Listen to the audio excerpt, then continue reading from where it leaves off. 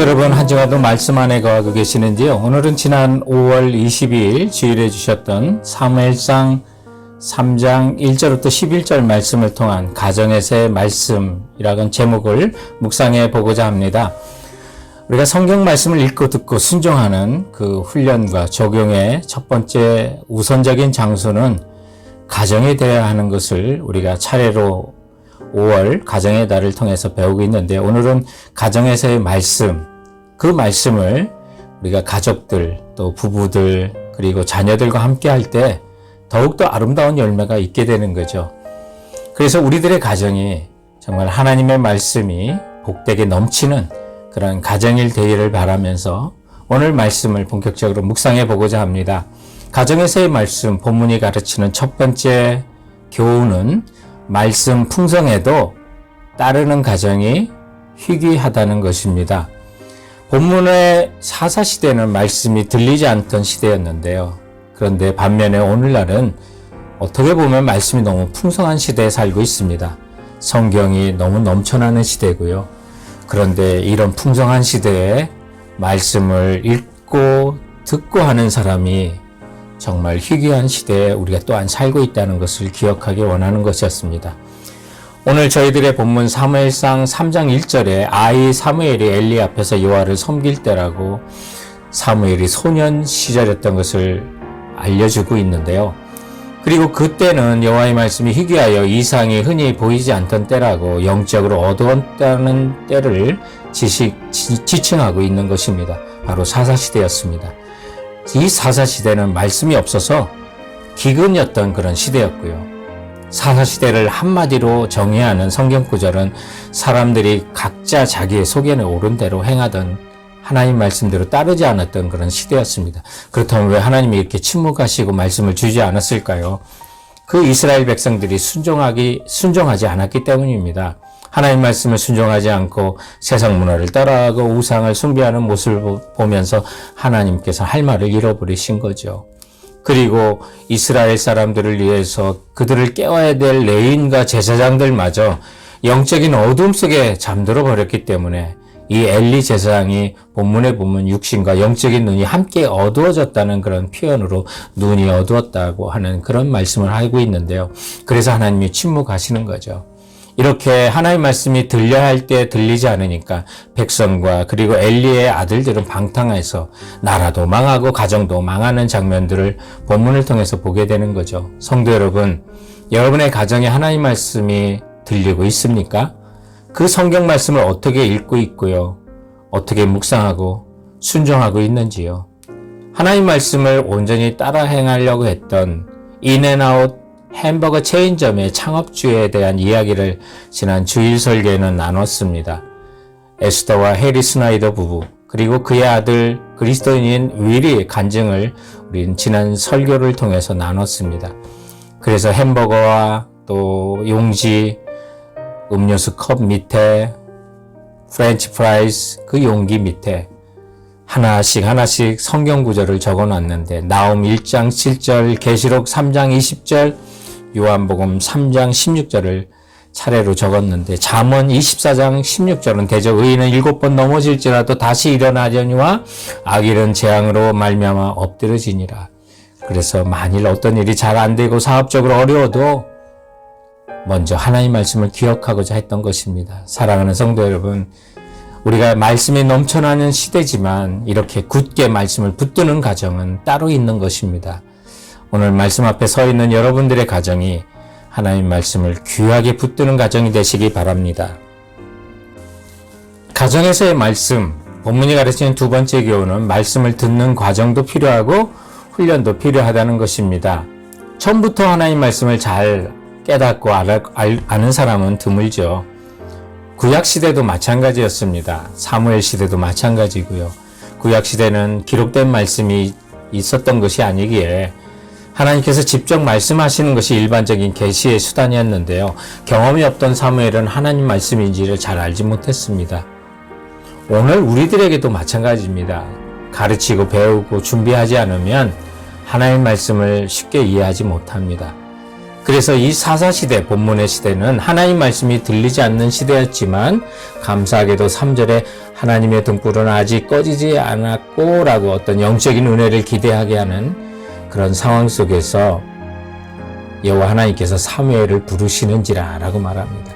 사무엘은 선지자로 이때 소명받는 순간이었고 이스라엘에게는 소망이 찾아오는 그 순간이 바로 하나님 말씀이 들리는 순간입니다. 여러분, 그리고 4절 말씀부터 보면 하나님께서 사무엘을 부르시는데 하나님께서 사무엘을 부르실 때마다 내가 여기 있나이다 아주 익숙하게 대답하고는 엘리에게로 달려갔던 것입니다. 그래서 당신이 나를 부르시기로 내가 여기 있나이다 하지만 엘리는 사무엘을 부르지 않았기 때문에 가서 자라고 말하죠. 이와 같은 똑같은 장면이 3번이나 반복됩니다. 그때서야 하나님께서 사무엘을 부르셨구나라는 사실을 엘리는 깨닫게 됐는데 이처럼 사무엘이 깨닫지 못한 것은 그 이유를 7절에 말하고 있죠. 사무엘이 아직 여호와를 알지 못하고 여호와의 말씀이 아직 그에게 나타나지 아니한 때라고 말씀하고 있어요. 그래서 하나님 말씀을 금방 깨닫지 못했던 거죠. 3번씩이나 사무엘을 찾아오셨는데도 깨닫지 못했는데 엘리가 나중에 그 사실을 늦게나마 깨닫고 사무엘에게 이제 하나님이 너를 부르시거든 여호와여 말씀하옵소서 주의 종이 듣겠나이다 라고 일러주죠. 오늘날 이런 엘리 제사장의 역할을 우리 부모님들이 여러분들이 해주어야만 합니다. 나는 이렇게 하나님 말씀을 읽어 너도 읽어보렴. 성경을 읽으면 이렇게 하나님의 음성이 들려 내게 주시는 말씀, 정말 마음에 다가오는 말씀, 깨닫고 이해되는 말씀, 어떤 때는 이해가 안 되어 질문이 생기는 말씀, 그런 말씀을 통해서 하나님의 음성을 우리가 듣잖아요. 그리고 매일 아침 큐티나 새벽 기도회나 주일 예배 강단의 설교를 통해서도 우리는 이렇게 하나님 말씀을 듣고 있어. 그렇게 자녀들에게 여러분도 말해 주어야 하는 것입니다. 그리고 기억할 것은 매일매일의 말씀의 양식을 여러분 받으십시오. 만나라고 하는 그 양식을 날마다 주셨다는 것. 그것이 매일매일 말씀의 양식을 또한 받아야 한다는 중요성을 우리에게 알려주죠. 만나를 이틀치 싸다 놓으면 그 다음날 거는 상했던 것을 여러분 아시죠? 매일매일 하나님 말씀을 받으시고 먹으시고 읽으십시오. 그리고 오병이어의 기적을 통해서 아는 거는 그 말씀을 이틀치는 안 돼도 이웃들에게 나눠주면 풍성하여 12바구니가 넘친다는 사실을 기억하십시오. 이스라엘 사람들은 이것을 너무 늦게 배웠습니다. 그들은 떡이나 물이나 고기가 충분하지 않을까봐 염려하고 하나님을 거듭 원망했는데요.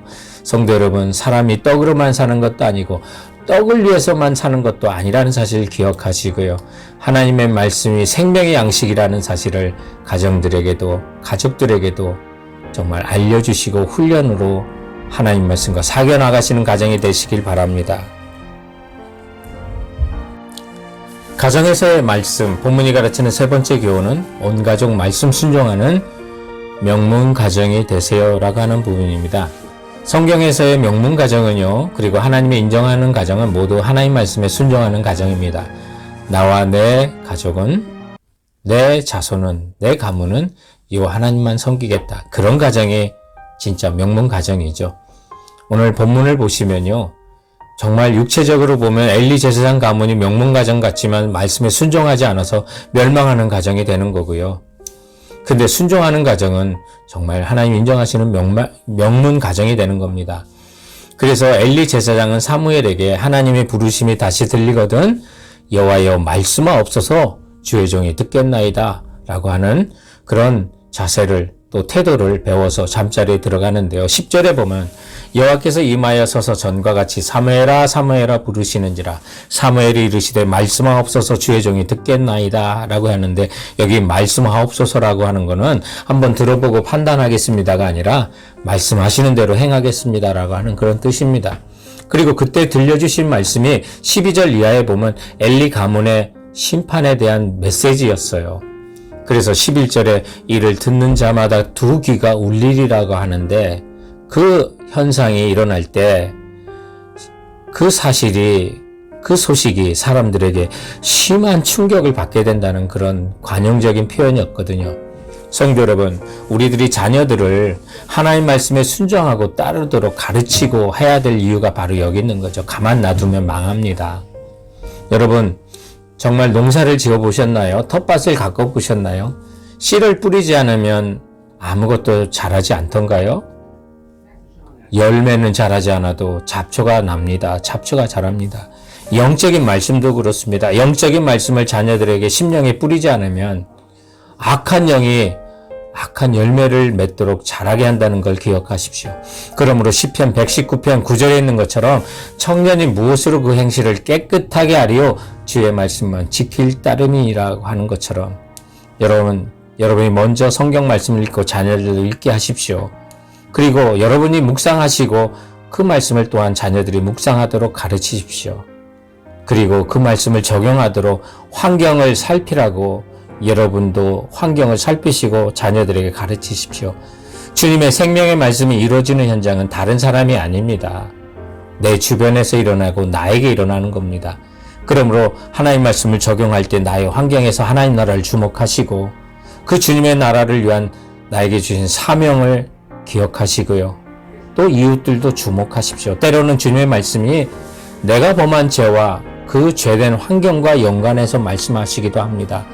그래서 내가 죄에 빠지지 않도록 주님이 경고하실 때가 있으니까 그때마다 우리는 하나님 말씀하옵소서 주의 종이 듣겠나이다 이런 자세로 나와 내 집은 주의 말씀에 순종하며 살겠습니다 라고 하면서 주님 앞에 명문 가정이 되는 우리 모두가 되길 주님의 이름으로 축원드립니다.